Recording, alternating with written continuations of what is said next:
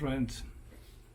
Today I want to show you an area that is sometimes a bit overlooked by photographers. You can see it basically when you fly into Iceland. When you approach the island from the air, you will see a rugged coastline which is moving closer to you. And as you approach the airport in Keflavik, you will have seen a coastline with sea stacks and cliffs and the coast of the Atlantic. Rugged lava fields, craters, mountains, and hardly any trees, which is probably one of the things you notice. So let's dive in. I'm going to show you pictures and videos from Reykjanes.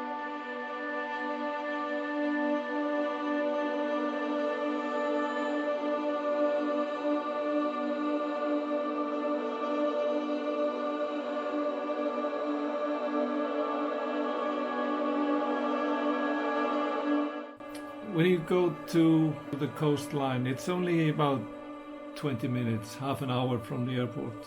When you come down there, you will see geothermal areas. There are geothermal power plants down there.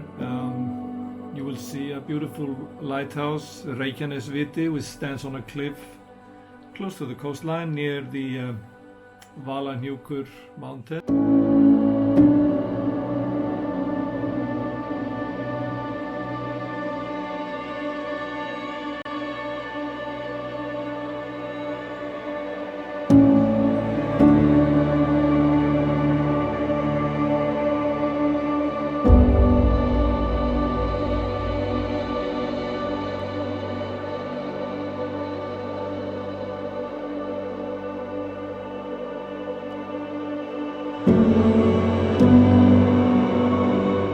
In front of it, beautiful sea stacks, which are often pounded by the Atlantic waves.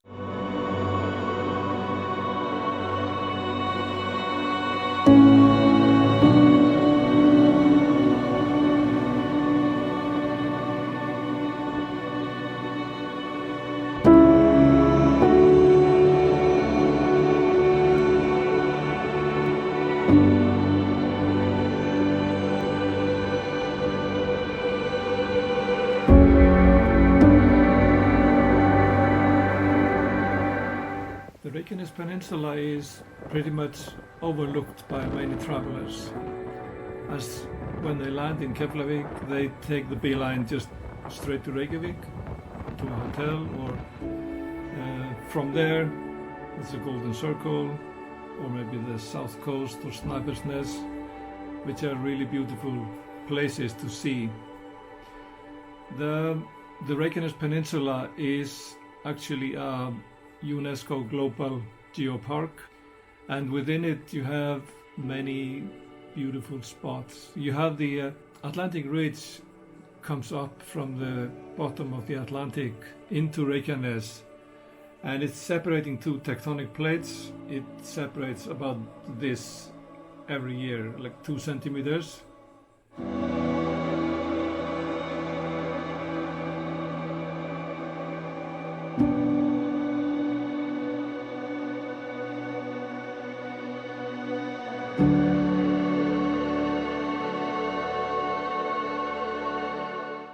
Next to Hnjúkur and Reykjanes is geothermal area, as I mentioned, and one of the biggest is Gunnukver, which is a very active steam vent and a lot of mud pools bubbling close to it. So the steam is continuing blowing into the air, and you can smell the sulfur in the air when you get closer to it.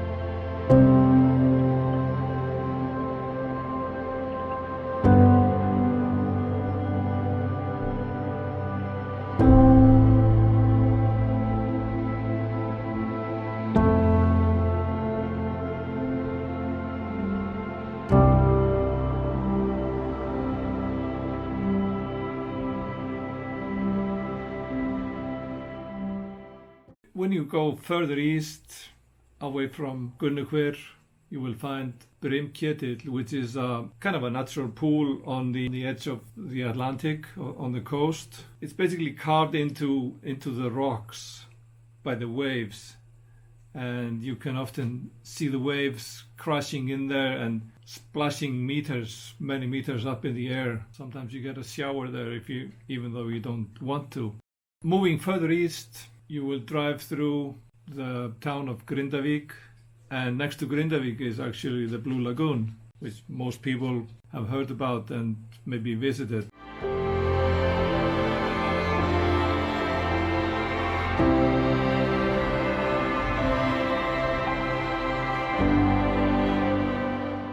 East of Grindavik, you will soon come to Keflavik, the biggest lake in Reykjanes.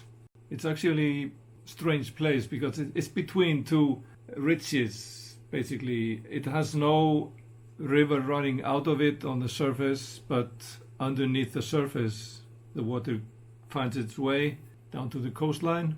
And there are only a couple of small streams or rivers coming into the lake.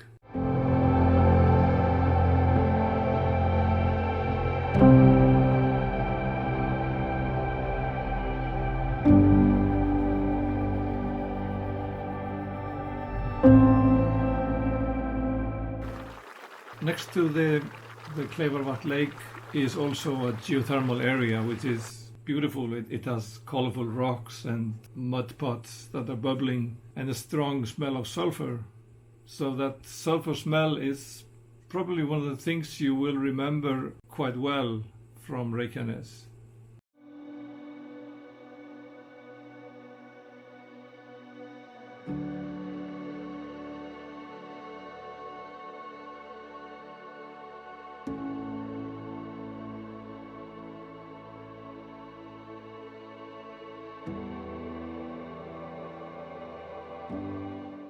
So I totally recommend you don't forget it next time you come to Iceland.